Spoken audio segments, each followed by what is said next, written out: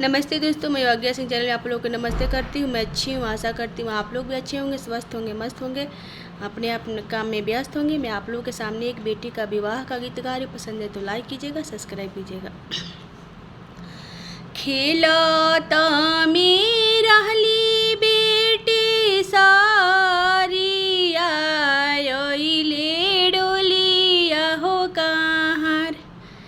खेलत में रहली बेटी सारी आइले डोलिया हो कहाँ। डोलिया चढ़ा के बेटी के ले गईले हो, जहाँ कोई न होने कर। डोलिया चढ़ा के बेटी के ले गईले हो, जहाँ कोई न होने कर। बेक को से गईले दूसरा कोसिया हो, डोलिया चली भैले दूरे देश। एक को से गईले डोलिया दूसरे को से हो, डोलिया चली गईले दूरे देश।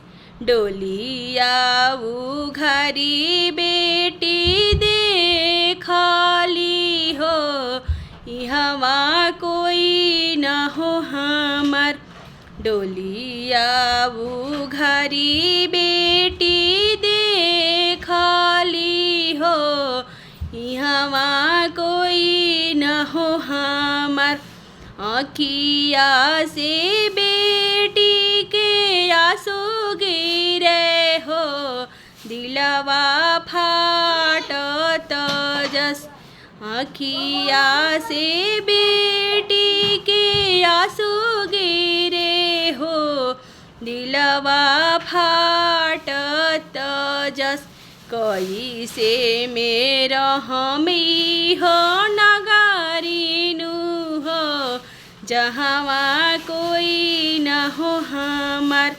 कैसे के रहम पिया के घरवा हो, जहाँ कोई न हो हमार।